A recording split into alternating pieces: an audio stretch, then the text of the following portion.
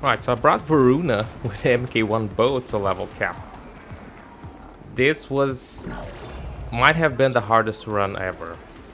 I just cannot die, or it's game over. Have no revives left. The amount of steel path BS that happens with Varuna is unbelievable. Unbelievable. You get these small frames where you can be seen, and it just makes everything much harder than it should be. Okay. Damage we have. That's not a really a problem. You just have to get a combo right, let's say. Yeah. Just like that. If you get the combo right, everything dies. Of course, Varuna can transform any weapon pretty much into a slash obliterator. Here I'm using slash and heat. It's been super crazy, and it's actually that I'm not doing as well is my fault because I brought the Cedo as my primary. I should have brought a weapon that can destroy everything, such as the Paragale. That would be no problem. My biggest problem here is the Noxus. Noxus see me, and I just can't kill them. They just one-shot me every single time. As soon as he sees me, he looks at me, I'm dead. That's just how it goes. How it's been the whole game, the whole mission.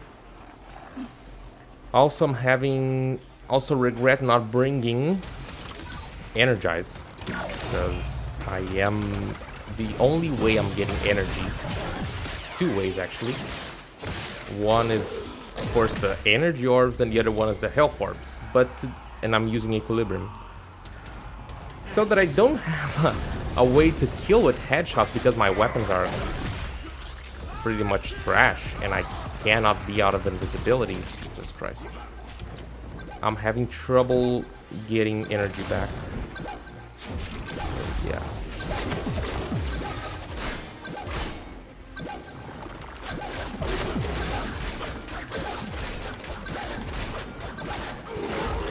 Yeah. Woo! It's been a crazy run. Probably, yeah, the craziest. If I die now, I don't think I'm doing this again. Well, not like this, I mean. If I had the Paragale, I wouldn't have like half of the problems I have here. It's just crazy. I mean the Paragale, but it could be some other weapon, but the Paragale can just obliterate everything, so.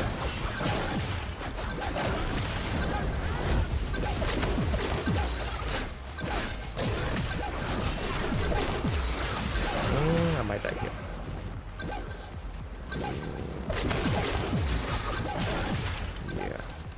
It's gonna be a tough one. Okay.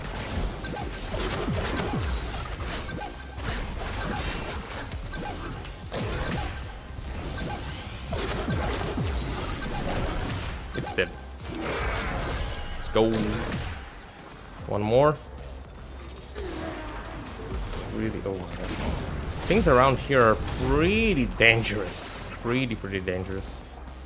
Okay, give me this. Oh yeah. Nice. Okay. Let me get that key. Oh my god.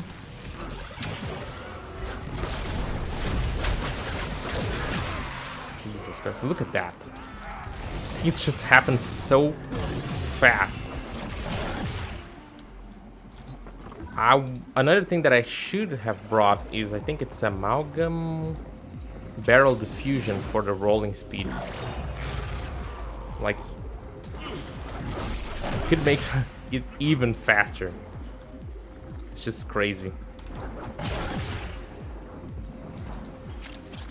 Let's go. Oh my god.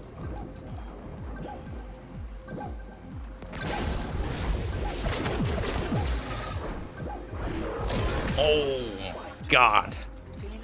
Let's go. It is done. I'm not gonna do more rounds because I really don't want to risk losing it. So, pretty crazy. Yeah. Varuna, playing with Varuna actually opened my eyes for this frame. She's crazy. It's such a frenetic gameplay to keep this thing alive and to use a weapon that's trash like this. I started last night, slept, came back. That's why the timer. Really interesting run. At least I was able to bring a MK-1 to level cap. Yeah. Inbox. Getir, maybe? Yep. Alright, let's take a look on the build. Varuna.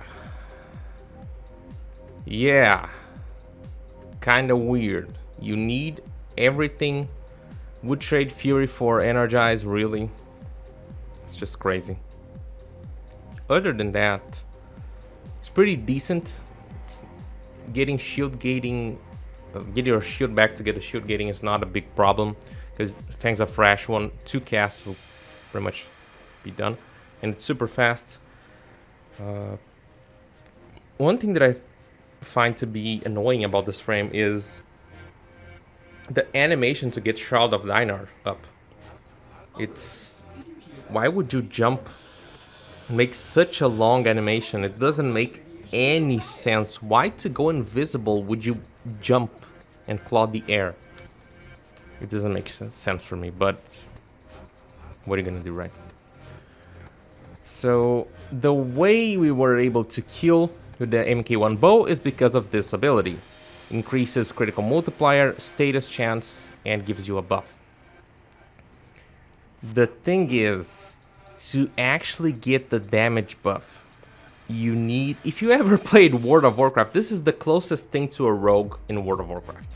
Let's say triggering the Shroud of Dynar, the buff, you will need to use Ambush on your target. Ambush or Sheep Shot. Since it's not a stun, I'm gonna call it Ambush.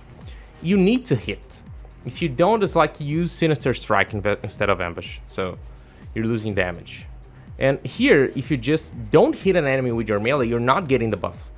If the Nullifier dispels your invisibility, you don't get the buff. So you need to hit with the melee to get the buff. And I'm pretty much only dealing damage when I'm getting the buff. That's something I should also have thought about.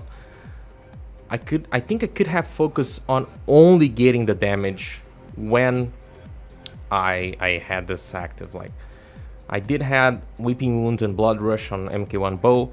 I think it could be much better if I try. I'm gonna have to test on the simulacrum to see if what I'm thinking it's accurate, it's true. But if it is, I'm missing big damage here. So this was the build.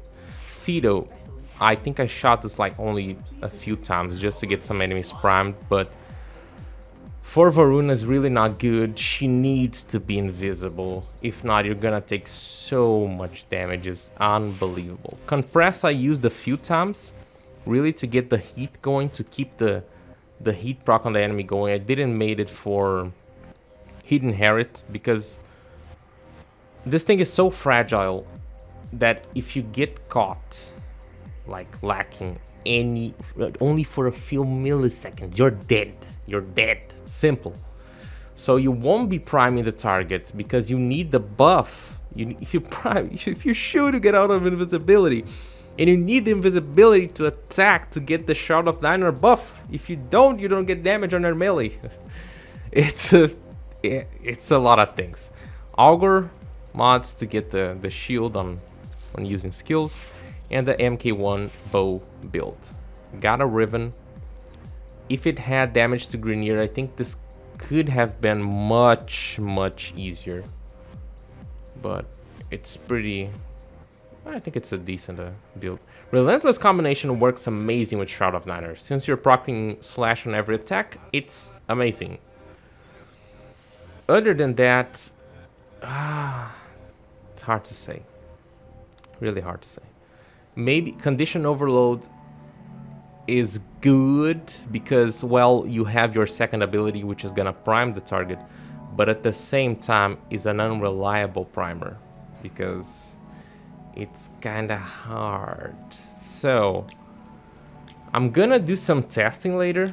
Oh, I don't have Weeping Wounds. Of course, I have the status chance from the ability. So it's just so crazy with this ability. It really changes completely how it's done. I could have dropped even Blood Rush because there's also critical, but I need to test if the critical, it just increases your critical to 100%, or if it, you know, adds, because it would make sense because I have Gladiator, I have Blood Rush. Even with 10% crit chance would put it maybe to something like 60 or 70%. But I think it's a flat increase in it. So I could drop Blood Rush and put in Primary Pressure Point or Sacrificial Pressure just to really get some more damage and not rely as much as Condition Overload, because you really need to get the combo right. That's the worst part. This cat was the source of my energy, which was a problem.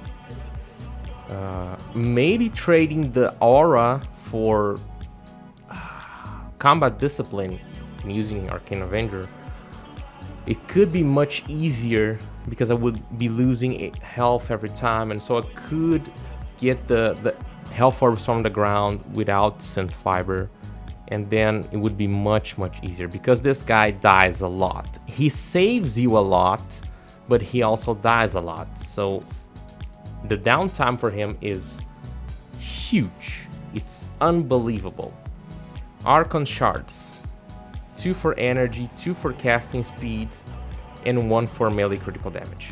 I thought about bringing something else here, but it just felt like it was the right thing to do. Could have gone with some more casting speed, would be nice too. But really, I just wanted to bring the MK-1 bow to level cap, and Varuna was a enabler for this, so that's why I used her. I also wanted to do a level cap with her. This could have been much better if I had brought the super strong weapon as the primary, like the Paragon. She can turn pretty much any weapon. I think you can probably take anything to level cap with Varuna, like this. Of course, it's not gonna be easy, but solo, of course, but it's doable. Let me know what you think about the build. Leave it in the comments below. Leave it a like and consider subscribing.